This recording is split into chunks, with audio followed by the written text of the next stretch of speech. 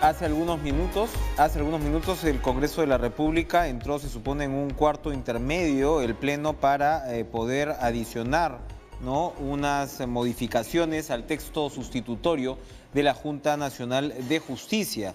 Esta votación se supone que quedaba en stand-by. La presidenta de la Comisión de Constitución, Rosa Bartra, señaló que solo tardarían unos minutos. Y vamos a enterarnos en qué está exactamente la situación en esta jornada que ha estado pues bastante caliente en el Parlamento, con el congresista Richard Arce de Nuevo Perú, a quien le damos la bienvenida a la distancia. Congresista, buenas noches. Muy buenas noches, Enrique. Muchas gracias por la oportunidad. Todavía seguimos en el Pleno del Congreso. Teníamos el compromiso de estar en estudios, pero continuamos justamente con la discusión de la ley de la Junta Nacional de Justicia, sabiendo que es una delegatura que viene de la consulta ciudadana que se ha hecho con el referendo. Exacto, es una importante puntualización esta. No se le puede quitar el cuerpo a por fin pues llegar a un organismo que reemplace a lo que fue pues ya finalmente cuestionado Consejo Nacional de la Magistratura. ¿Dónde están los puntos de contingencia en este momento, congresista, para llegar finalmente pues a un dictamen de consenso? Sí, en realidad habían dos propuestas, dos dictámenes, uno emitido por la Comisión de Justicia y otro dictamen emitido por la Comisión de Constitución, que había desagregado inclusive en dos propuestas legislativas, uno respecto a la comisión que va a elegir la Junta Nacional de Justicia y otra evidentemente la ley orgánica de la Junta Nacional de Justicia. Nosotros consideramos por la circunstancia, la necesidad de que de una vez se tiene que abordar la elección, la evaluación y sobre todo la sanción a los jueces y fiscales, es que inmediatamente se aborde en un solo proyecto de ley. En esa circunstancia es que finalmente Fuerza Popular declinó en su pretensión de imponer el dictamen de la Comisión de Constitución y el día de hoy pensamos que va a salir un solo dictamen. Están en evaluación en este momento algunas iniciativas como la del Nuevo Perú respecto al tema de la paridad. Sabemos que es un tema bastante controversial porque todavía no entendemos que es importante la participación de las mujeres. Nuestra posición es que mínimamente haya 3 mujeres dentro de la composición de la Junta Nacional de Justicia, que está compuesto por 7 miembros. Tenemos que garantizar para que haya la posibilidad de una participación efectiva de la mujer, no solamente en la política, sino en una instancia tan importante como es la Junta Nacional de Justicia. De la misma manera, nosotros creemos por probidad que las declaraciones juradas y sobre todo la información financiera tiene que estar de conocimiento público. Por eso pedíamos la posibilidad de que se levante el secreto bancario cuando haya la posibilidad el secreto financiero, perdón, cuando haya la evaluación, no de todos los representantes, que se firme un formato y que se facilite ante un cuestionamiento. Y otro aspecto clave para nosotros es la participación de la ciudadanía respecto a las tachas. Queremos darle un plazo prudencial para que la ciudadanía se pronuncie si es que hay algún cuestionamiento a alguno de los candidatos. La pretensión es de llegar siquiera unos 15 días para que tengamos suficiente tiempo de informarse y poder tachar si es que hay un personaje cuestionado. Todo esto sobre la base de las lecciones aprendidas de lo que fue el Consejo Nacional de la Magistratura. Rosa Bartra, la presidenta de la Comisión de Constitución, ha dicho que se van a tomar unos minutos, se supone, para integrar estas propuestas y, como decíamos, presentar finalmente una de consenso. ¿Hay posibilidad que se llegue a esto o al final pues podría darse una doble votación?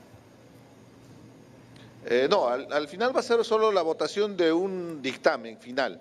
Nosotros vamos a insistir en esta posibilidad de la paridad que es determinante, el levantamiento del secreto bancario y sobre todo la participación ciudadana activa. Tenemos que aprender de lo sucedido con el Consejo Nacional de la Magistratura, donde recordemos bien a los famosos hermanitos, que entre ellos acordaban y elegían a jueces y fiscales y finalmente hemos visto que se han coludido para llegar a un extremo inclusive de negociar sentencias judiciales. Por eso la trascendencia y la importancia de la discusión de la ley orgánica que permite el funcionamiento justamente de la Junta Nacional de Justicia.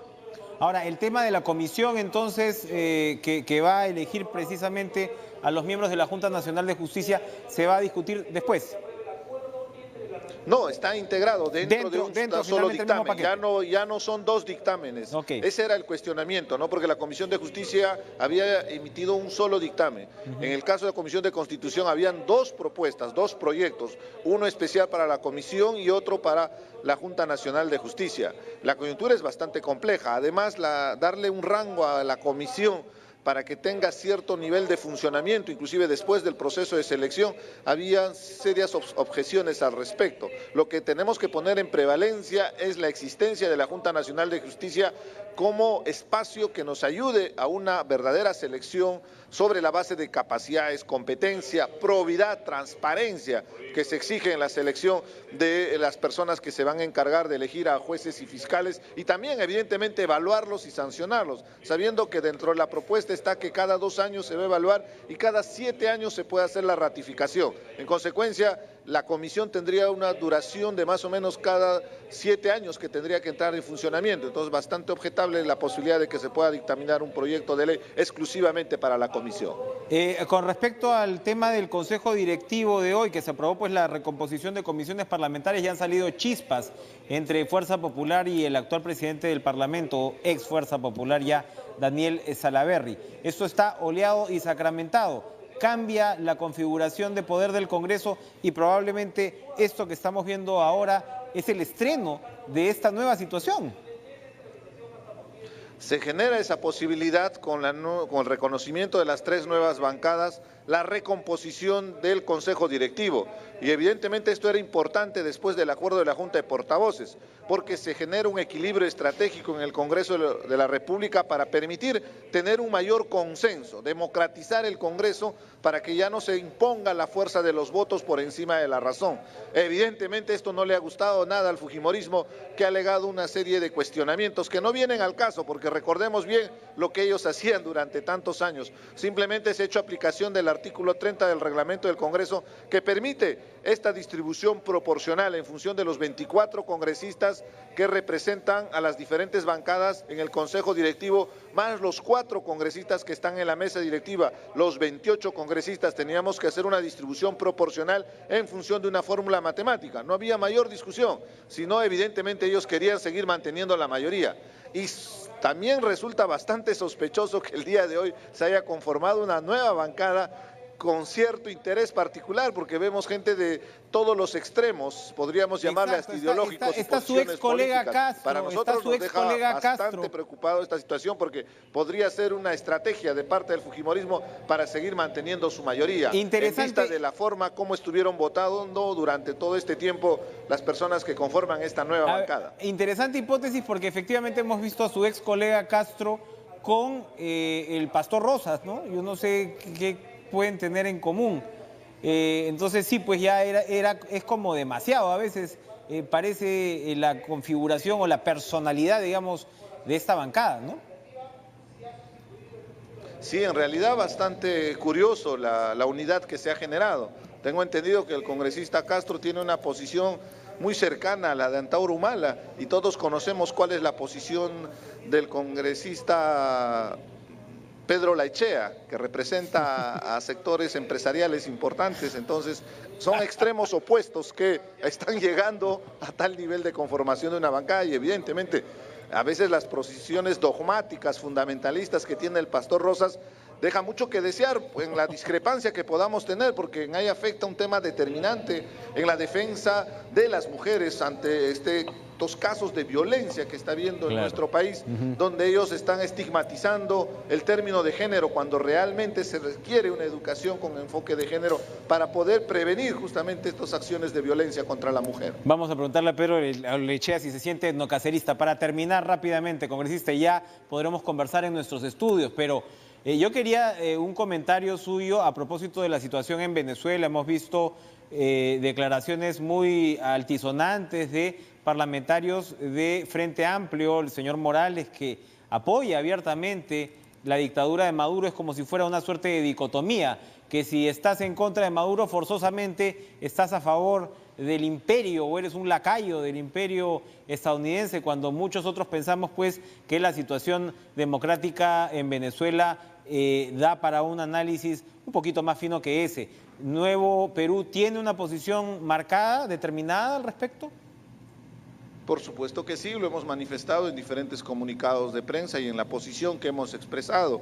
Es innegable la realidad que viene aconteciendo en Venezuela. Hay una profunda crisis política, económica y social que ha llegado a tal extremo de la exposición del gobierno de Nicolás Maduro. Y lo que se tiene que buscar es una salida dialogada, Y para eso es importante la participación, la mediación de los países hermanos latinoamericanos como el Perú. No podemos polarizar más esa situación de conflictividad que hay en Venezuela. Y en eso también quiero ser muy enfático. Hay alguna pretensión de algún tipo de intervención militar, lo cual sería totalmente aberrante, sería realmente grave por todo lo que ha representado intervenciones militares, más aún de Estados Unidos en países, y no vamos a llegar a ese extremo de violencia. Lo que tenemos que buscar es una salida, la salida diplomática, una salida que es bastante compleja, entendemos bien, pero ahí el Perú, por su propia tradición diplomática, por su propia posición latinoamericanista y sobre todo su visión de la patria grande, tenemos que buscar una alternativa, más aún si confrontamos un problema del día a día que significa exactamente la migración de más de 500 000 de venezolanos que están en nuestro país.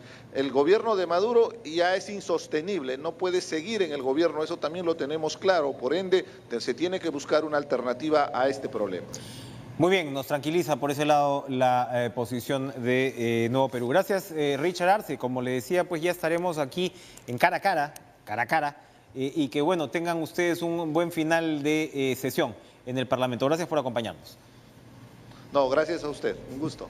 Vamos a ir a una pausa, pero vamos a seguir con esta discusión de la Junta Nacional de Justicia, porque no sé si ustedes saben que el presidente del Poder Judicial le ha enviado una carta a Daniel Salaverry estableciendo cuáles son para la Corte Suprema, para el Poder Judicial, las principales objeciones a este proyecto que se está trabajando, que está a punto de ser votado en realidad en la Junta Nacional de Justicia, y varias son, yo diría, bastante severas e incluso sorpresivas. Vamos a hablar después de la pausa con el expresidente del Tribunal Constitucional, Óscar Urviola. No se vayan.